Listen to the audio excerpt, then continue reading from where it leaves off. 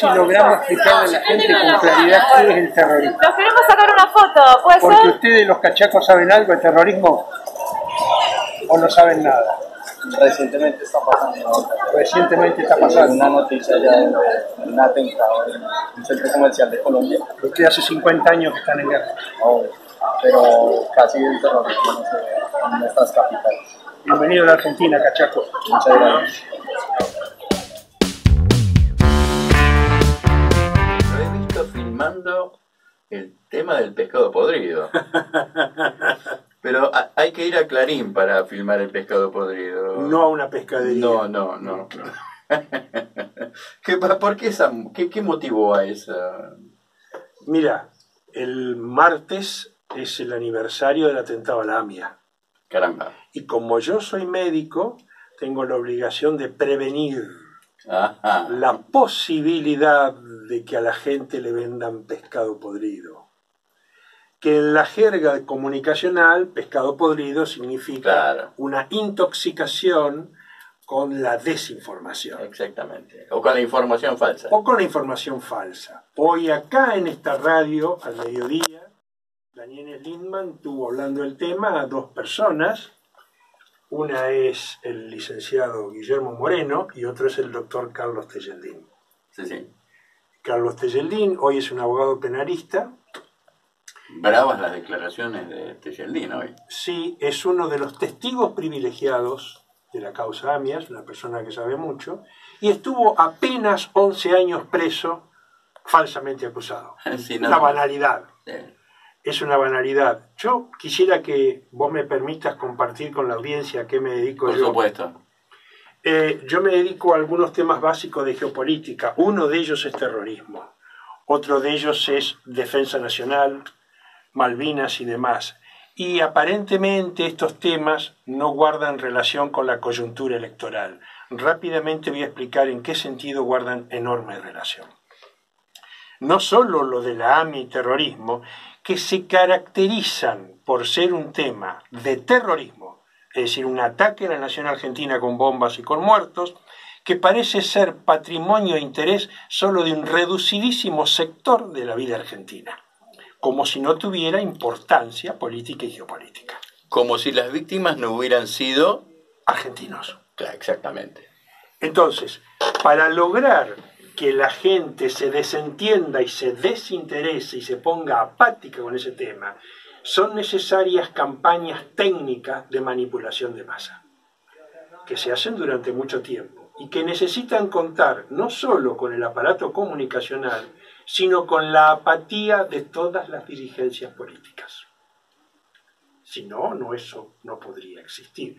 O sea, solo con el dominio o el monopolio absoluto de los medios no es suficiente. En el caso de los derechos humanos de los años 70, durante décadas se ha tenido el monopolio de los medios de comunicación, incluso el aparato judicial, pero la presencia poderosa de sectores enormes de la población en la calle hace un contrapunto y un confronte. Cuando al poderío de los medios de comunicación y de los políticos no le opones nada, ahí sí tenés un lavado de cerebro perfecto. Claro. Entonces, es como si en un partido de fútbol los jugadores de un equipo se quedaran parados. Exactamente. No hay confronte. Exactamente. Entonces, te voy a dar una metáfora. Los 24 de marzo, nosotros a priori sabemos que 3, 4, 5 millones de personas van a ir al ágora pública en Buenos Aires, en el resto del país, a protestar, cuestionar o discutir las políticas correspondientes a ese periodo. Y el martes, ¿cuántas personas van a ir al ágora pública a discutir los atentados terroristas? Claro, yo creo que en eso también está en la corporización del atentado, ¿no? Es decir, yo creo que desde la comunidad, no desde la comunidad, desde las instituciones judías, han dicho, esto es una cuestión nuestra, no se metan, esto es así y no se puede investigar otra cosa, y lo han dejado más estrictamente, no ha habido apertura, y se han querido quedar solos.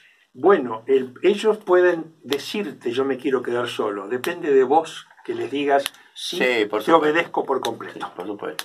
Entonces esa es una cuestión donde el campo nacional regala un campo de batallas. No es lo que hacen ellos, es lo que hacemos nosotros. Esa es la primera cuestión. Y fíjate que la importancia de este campo de batalla, que durante el gobierno anterior este campo de batalla incluyó dos armas, una de geoestrategia pura y otra es la cuestión con Nisman. La cuestión con Nisman ha significado para el campo nacional que se acuse a una ex jefa de Estado, líder nacional, de inducir al asesinato de una persona. El campo popular que se rompe la laringe gritando si la tocan a Cristina qué quilombo se va a armar, frente a esta acusación a la jefa de Estado, nuevamente el campo nacional se queda medio calladito. Bueno, pero ¿me permitís una cuestión? Abonando a lo que estás diciendo, de lo que se quiere exponer y lo que se quiere ocultar, yo te digo, ¿qué hubiera pasado si la noche en que descubrieron el cadáver de Nisman, en la puerta del edificio de Le Parc estaba por casualidad Amado Boudou o Kicillof, Axel Kicillof? Hubiera sido un escándalo, pero escándalo absoluto. brutal. Pero el que estaba ahí, y no digo que tuvo que ver algo con el episodio Nisman, fue Randazzo. Randazzo estaba en el edificio de Le Parc esa noche. Y nadie dice nada sobre eso. Ni Randazzo. Y principalmente, y vos fíjate que yo no estoy diciendo que habría que acusarlo del asesinato de No, hablas del mecanismo de velado que hay sobre el Pero por lo personaje. menos una pregunta, negro, ¿viste algo? No. Bueno, lamentablemente... ¿Te puedo pedir un favor? Sí, cómo no. Discúlpame, pero nos imponen los tiempos esto. Tenemos a la doctora Liliana Borisiuk en el teléfono. Doctora Liliana, muy buenas noches. No, por favor, Liliana. La doctora Liliana Borisiuk es la del atentado de la AMIA. Déjame una digresión, porque yo Sí, soy claro. perito en causas básicamente penales que tienen que ver con lo que incorrectamente ha señalado Enrique Vox, y esto debe ser grabado con letra de sangre en el cerebro de todos. Parece muy bien. El calificativo violencia de género es un desatino conceptual.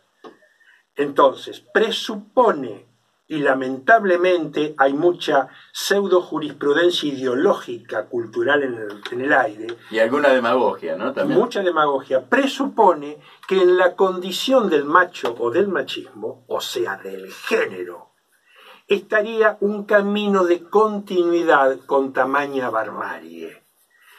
No es así de ninguna manera. Nosotros hemos atravesado períodos donde el machismo reinaba orondo mucho más que ahora, y esta brutalidad era mucho menor. Entonces hay un fenómeno mucho más complejo que eso. Y como vos bien decís, de ninguna manera ni vos, ni una cantidad enorme de machos y hombres debemos estar sometidos a algún tipo de sospecha a priorística. Claro. Entonces volví. Yo he venido sosteniendo en varios programas por qué no se le dice machoide en vez de machista.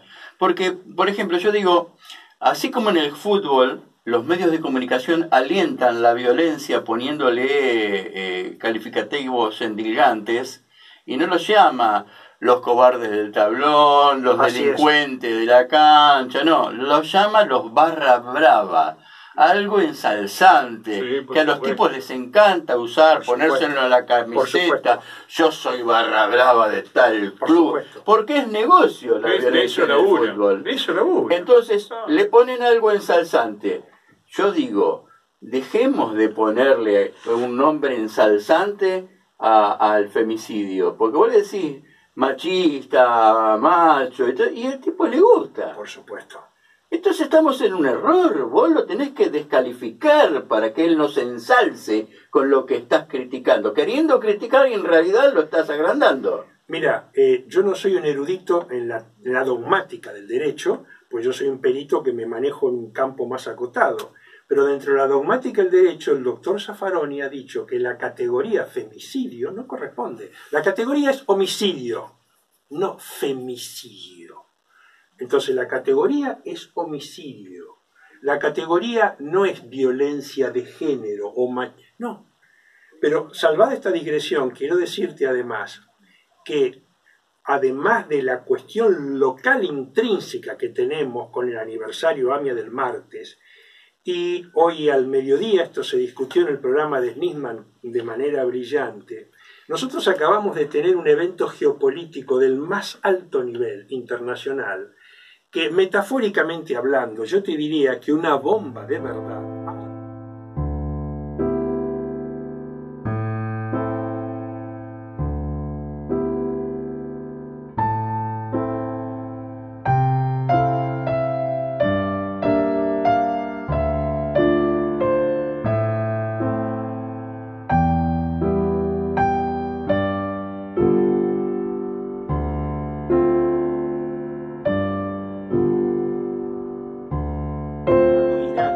La semana pasada contra la causa AMIA. A ver. Entonces, parte del intento que se hizo durante el gobierno anterior con la causa AMIA fue lo que se llamó el memorándum de entendimiento, que en pocas palabras significaba: dado que Irán no tiene acuerdo de extradición jurídico con nosotros, nuestra justicia podrá decir lo que quiera de los iraníes, no se los puede extraditar porque no tenemos convenio de extradición. Claro. Entonces, lo que hizo Irán y la Argentina durante el gobierno anterior, se dijo: busquemos un acuerdo específico, lo llamaron acuerdo de entendimiento, que le permitiría a la justicia argentina interrogar a los sospechosos dentro de un campo jurídico del derecho internacional. Esa propuesta de Irán motivó un escándalo absoluto en la Argentina y se la acusó a la anterior jefa de Estado de cualquier cosa. Por suerte, en sus últimos reportajes, en su última presencia en la ONU, la anterior jefa de Estado dijo que claramente, y eso lo sabíamos todos los especialistas en geopolítica, la propuesta de discutir con Irán eso fue un convite del presidente Barack Obama. Caramba. Entonces, esto es geopolítica, muchachos. Esto Sí, es sin duda. geopolítica. Entonces, ese acuerdo de entendimiento abortó, fracasó y naufragó. Y los especialistas en geopolítica dijeron que parte del proceso que lleva a la muerte a Nisman tiene que ver con una relación directa con ese acuerdo de entendimiento. Te lo voy a decir en vulgar romance. La forma de castigar al Estado Nacional, porque la jefa de Estado, en esta cuestión que es de Estado, actuó en nombre del Estado. La forma de castigar al Estado Nacional fue involucrar a esa jefa de Estado y a su canciller en un supuesto magnicidio del fiscal Nisman. En este contexto y en aquel momento, Irán dio marcha atrás. Y ahora Irán vuelve a la carga y la semana pasada vuelve a hacer una oferta de querer colaborar con la causa AMIA. Oferta de trabajar nuevamente en conjunto, oferta que motivó un escándalo nacional argentino. Entonces, acá hay que aclarar cuál es el ABC de la geopolítica que rige en esto. Nosotros tenemos un atentado terrorista que es claro que mató a argentinos. Nosotros tenemos una causa judicial argentina que está claramente manipulada por todas partes. Recordémosle a la gente que durante los primeros años de esta causa, el juez Galeano, con el apoyo del aparato del Estado, del poder comunicacional de la clase política, durante 11 años le dijo al mundo: hemos encontrado los culpables y hace 11 años que los tenemos presos. Los tenemos presos al comisario Rivelli y a Tejeldín.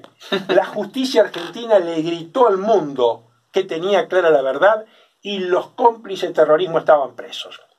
11 años después. Y gracias a una anécdota con el doctor Tejeldín que vale la pena recordar, estos 11 años de barro, de mierda y de inmundicia fueron a parar el tacho. El juez Galeano había ofrecido, con el apoyo del presidente de la Nación, de la CIDE, del Poder Judicial, $400.000 a Tejeldín para que mienta y haga falsas acusaciones. Así es. El juez Galeano grababa ese video con Tejeldín y un genio, no sabemos quién, robó ese video del juzgado de Galeano. Ese genio que robó el video se lo dio a quien era abogado de Tejeldín, el doctor Cuño Libarona. Cuño Libarona lo llevó a todas las redacciones de todos los medios, nadie lo quiso publicar. Justo es decir, Jorge Larrata fue el único que lo publicó. Sí, recuerdo. Entonces, a partir de que se publica un video donde el juez ofrece $400.000 en nombre del Estado Nacional para que un preso mienta, la causa va a parar al tacho. En aquel contexto, tenemos la primera gran intervención de Irán en el Poder Judicial que la mayoría de la gente no tiene claro, la vamos a recordar, porque tenemos que recordar que geopolíticamente, en esta causa de atentado terrorista con muertos, nosotros tenemos un país pequeño, la República Argentina, y tenemos 3 jugadores de ligas mayores, Irán, Israel y Estados Unidos. Entonces hay que tener claro en geopolítica las diferencias de poder. Varios años atrás, estoy hablando prácticamente del 2006, el que había sido embajador argentino durante el atentado, Jaidí Soleimanpur, estaba estudiando en Londres. En ese entonces el fiscal Nisman tiene que avisarle a Londres que va a pedir la detención del embajador. Londres, que es enemigo de Irán, le dice a Irán: me va a llegar un pedido de detención de tu embajador, sacalo rajando de acá. ¿Qué hace Irán? Claro. ¿Qué hace Irán? Porque además Londres le dice: la justicia argentina. ¿Qué hace Irán? Le dice al embajador: usted se queda ahí, va preso. Entonces el embajador marcha preso y la justicia británica recibe las 5.000 páginas de prueba garantizada, jurada, magnífica, verdadera al 100% que le manda Nisman. La recibe la justicia británica tiene que averiguar si este tipo que metió preso, que es un embajador, realmente la justicia argentina tiene pruebas en serio. Es un regalo griego. Es un regalo griego. Entonces, la justicia británica, enemiga de Irán, dice: señores argentinos, estas 5.000 páginas, la única prueba que tienen contra este tipo solo sirve para limpiarse en el baño o prender un asado. Son 5.000 pruebas falsas. No hay una sola prueba con entidad. Entonces, hay que aclararle a la República Argentina que Irán ya sometió a un proceso judicial a la máxima autoridad al momento del atentado. Y un país externo, Inglaterra, dijo: Argentina contra este tipo no tiene ninguna prueba. Lo tuvieron que liberar y vos y yo y todo pagamos $250.000 de indemnización por haber metido falsamente preso un tipo. Entonces, este es el primer momento donde Irán hace una jugada fuerte que le han ocultado a la República Argentina. O sea, lo sabemos solo los especialistas. Después Irán hace... La gente en la calle No nadie no lo tiene la sabe. menor idea de esto. Totalmente. Después Irán va a Interpol y le dice: me ofrezco a trabajar en conjunto con la justicia argentina. ¿Quién se niega al trabajo en conjunto? El fiscal Nisman. Tampoco se le informa a la gente. Luego Irán hace esta propuesta o acuerdo de entendimiento que, como aclaró la ex jefa de Estado, esto fue una propuesta del presidente Barack Obama a Irán y a la Argentina, que aceptaron Irán y aceptaron la Argentina. Eso naufragó y abortó. Entonces ahora Irán vuelve a hacer una propuesta de entendimiento. Entonces, estamos ante un atentado terrorista, que es una cuestión nuestra, pero es una cuestión que hace los intereses de 3 hiperpotencias: Irán, Israel y Estados Unidos. Significa que estos muertos son de enorme importancia para Argentina y para tres potencias.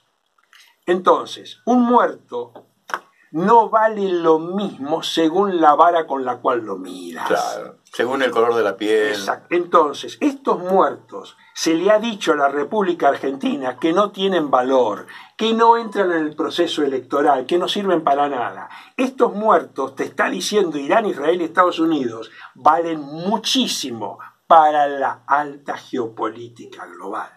Toda esta cuestión, cuando tengamos el acto en aniversario el martes, por eso yo hice un anticipo de esto hablando de la venta de pescado podrido, porque me temo, Enrique, que toda esta complejidad quede entremezclada con una cadena de confusiones y chicanas. Tenemos que ir a un corte y enseguida volvemos con este tema.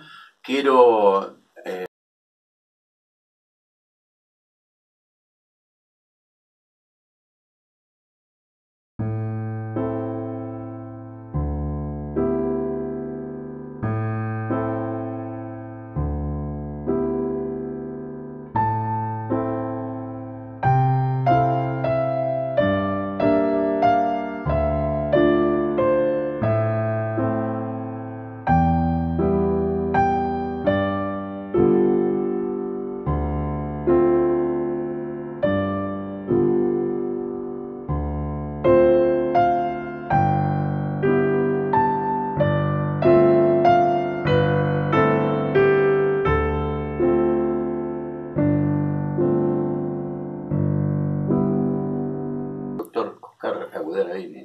Bueno, este es un tema que nosotros a veces palpamos que los temas de la alta política internacional tienen una incidencia enorme en nosotros. Si el Estado Nacional recientemente toma un crédito a 4.000 años a tasas leoninas, nosotros intuimos que eso nos va a jorobar la vida de varias generaciones. Lo intuimos porque además tenemos gente que lo explica y le ayuda a la población a entender que eso tiene que ver con los intereses míos, de tus hijos y de tus nietos. Pero nosotros no tenemos especialistas que le ayuden a la gente a entender qué tiene que ver con el alma de cada uno, con el bolsillo de cada uno, que estemos metidos en actos de terrorismo donde están involucradas las grandes potencias. O sea, aparentemente es algo solo para especialistas o es algo solo para un pequeño sector de la dirigencia judía. Entonces, todavía no hemos sabido explicar, a pesar de que se le ha dicho a la población. Perdón. Sí. Dirigencia judía que encubre, que estafó a la propia comunidad judía, que está en un orsay técnico, pero impresionante, ¿no? Yo, como soy psicoanalista y psiquiatra, me tengo que tratar de averiguar qué le pasa a la gente con estas cosas. Entonces, como tengo relación con muchos dirigentes juveniles, traté de averiguar. ¿A ustedes les dijeron que culpa de este tema habían acusado mundialmente a la jefa de Estado, que es vuestra líder, de un magnicidio? ¿Y a ustedes qué les pasa con esto? Entonces lo que observé, y en dirigentes juveniles, pero como te digo, fogueados hasta la manija, que son capaces de salir a la calle y agarrarse a piñas con quien sea. Pero en este tema reina sobre ellos lo que yo llamo un sistema de terrorismo de establishment. Entonces le digo, pero ¿a qué tenés miedo? No tienen miedo, fíjate la complejidad de la cosa, a que vengan la CIA o el Mossad a matarlos. No. El miedo es algo de la pura política. ¿Qué quiere decir? Ellos detectan que hay un tabú absoluto en la República Argentina, en donde si vos llegás a hablar del tema a nivel cultural, comunitario o comunicacional, quienes te van a atacar son tus hermanos. Exactamente. El caso concreto de Luis Delía es ese. O sea, Luis Delía es uno de los pocos que se metieron con el tema Durante un tiempo se lo dejó, se le permitió y hasta se lo apoyó.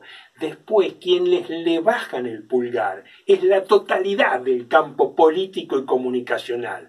Entonces, una enorme cantidad de gente que podría interesarse por el tema dice: a mí quien me va a clavar un cuchillo en la espalda es mi hermano, es mi amigo, Bueno, te cuento, el que me va a denunciar. te cuento algo que ocurrió antes de abrirle esta puerta a Daniel Schnittmann. Nosotros necesitamos tener cuadros en el campo de la seguridad convencional. Lo tenemos a Sergio Berni, necesitamos más cuadros. Nosotros necesitamos interlocutores válidos con gendarmería y prefectura. Una de mis especialidades es Defensa Nacional, Malvinas y Fuerzas Armadas. Nosotros no tenemos cuadros en el campo nacional dentro de las Fuerzas Armadas ni de Malvinas.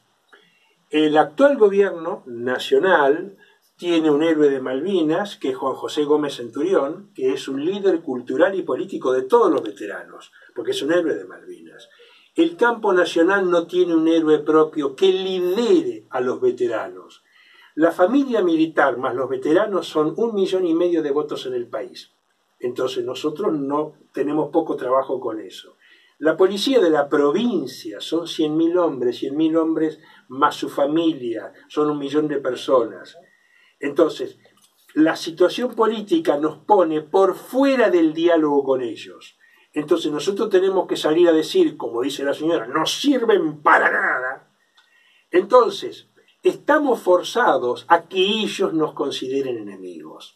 Porque nosotros no tenemos diálogo con ellos, no sabemos qué pasa.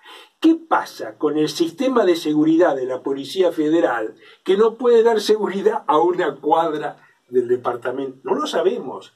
Entonces, nosotros no sabemos. Nosotros no tenemos diálogo, ni con las Fuerzas Armadas ni con la Fuerza de Seguridad. Vos, para llamar médicos, enseguida vas a encontrar a 200 tipos para llamar. Abogados.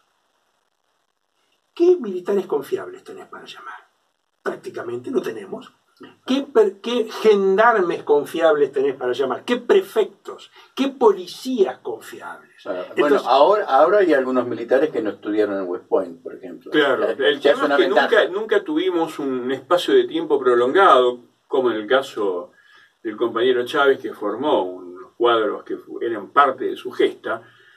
Quizás tengamos suerte de rescatar algunos de que en estos 12 años no estén imbuidos y penetrados por la teoría de seguridad nacional, ¿no? los hay. El problema es que forma parte. Hay una cuestión básica en geopolítica, en defensa nacional, que es el divorcio del campo popular de sus Fuerzas Armadas. La antítesis del peronismo es eso, porque si algo tuvo el viejo Perón y el milico Perón, fue el matrimonio, y eso es Jaureche básico. La nación en armas es la comunidad del pueblo con sus Fuerzas Armadas. No puede haber comunidad si ellos sienten que nosotros no les damos pelota, y nosotros sentimos que ellos no pueden hablar con nosotros. Entonces nosotros estamos tratando de buscar quién de ellos es confiable, pero no hablamos con ninguno, entonces nunca vamos a saber quién es confiable. ¿Cómo vamos a saber quién es confiable si no conocemos a nadie? Claro. Entonces ellos con nosotros tienen derecho a decir lo mismo. Y ellos no saben en quién No confiar. lo saben. Sí, no hay diálogo. No hay diálogo. Tiene que haber diálogo. ¿En quiénes van a Tiene que confiar? haber puntos de contacto y No tiene lo que saben. haber desgaste No lo en hay. esos puntos de contacto. No lo hay. No lo hay con las Fuerzas Armadas, no lo hay con los veteranos de Malvinas, no hay con prefectura, y no hay con gendarmería, y no hay con la Policía Federal, ni hay con la Policía ¿Y Bonaerense. cómo se construiría ese puente, doctor? Sencillo, cojones contra cojones. Yo te puedo traer acá 20 prefectos, 300 gendarmes, policías de primer nivel y militares de alto rango de primer nivel, peronistas hasta las pelotas. Tenemos que organizarnos, no vamos a entrar todos en el estudio. No, pero ¿qué quiere decir? Que existen. Sí, Existe una precondición Claro. cognitiva que es que están forzados a odiar y a tener un odio racial contra las Fuerzas Armadas, contra las Fuerzas de Seguridad. como yo tengo un diálogo excelente, porque formo parte de una tradición peronista donde jamás me peleé con las Fuerzas Armadas. Perón, Valle eran militares. Claro, por supuesto. Entonces, vengo siguiendo atentamente porque tengo diálogo con muchísimos de ellos. Y antes de estas elecciones, ellos a priori, porque ellos también tienen sus a prioris, apostaron a que este gobierno les iba a dar una serie de reivindicaciones en el campo Malvinas, en el campo del rearme de las Fuerzas Armadas y demás. Cuando ellos vieron que el actual gobierno no les daba eso, empezaron a sufrir una enorme frustración. Una enorme frustración. Recientemente, a las 3 semanas, el actual gobierno volvió a decir que iba a recauchutar los aviones cazabombarderos Superintendent, que tampoco lo hizo. Acaba de cerrar la fábrica, el astillero Tandanor. Es decir, hay cuestiones que hacen a la defensa nacional, que son importantísimas para la Fuerza Armada. Ahora, ¿ellos con quién van a hablar? Porque ellos te dicen, ¿pero cómo? ¿Ustedes son perucas? ¿Y ustedes no le dan pelota al cierre de una fábrica militar, de un astillero militar? ¿O ustedes son imbéciles? ¿O ustedes dejaron de ser peronistas y ahora hemos acuñado un neologismo? Son peroncho progres. Porque un peronista que se olvide de la defensa nacional, que se olvide de las Fuerzas Armadas, que se olvide de la industria militar, perdóname, no es peronista, es un peroncho progre. Claro, claro, por supuesto. Decirle a Putin que deje... Decirle a Putin. Claro, por supuesto que no. Yo en esos divagues que tengo, ¿no? Yo quise ser militar de chico. Confesaste. Sí, sí, y mi viejo no me dejó. Por ese preconcepto, ¿no? Él no me dejó ser... Yo quería ser oficial de Fuerza Aérea. Y cuando tuve edad de decidir por mí mismo, lo que podía seguir era la carrera de suboficial, y ahí lo que hice. Dije, no, de ninguna manera. Entonces no tengo ese preconcepto, ¿no? Yo siempre le digo a los compañeros, muchachos, Perón era general, era militar. Fíjate que él cuando muere Eva Perón, ¿cuál es el obsequio que le hace? Una fragata. Manda a construir la fragata Eva Perón, que cobardemente la rebautizan con el nombre del golpe, que le pusieron Libertad por Libertadora, ¿no es cierto? Y el primer remache de la fragata Libertad la puso Perón. O sea que esta cuestión de la militaridad, de la defensa, si nosotros no nos defendemos, estamos listos. Si no tenemos capacidad de defensa, estamos perdidos. Por eso estoy muy de acuerdo con eso que estás diciendo, y hay una necesidad muy grande de reformular pensamientos en torno a este tema, ¿no? Y ponerlos sobre la mesa y ponerse a resolverlos de verdad.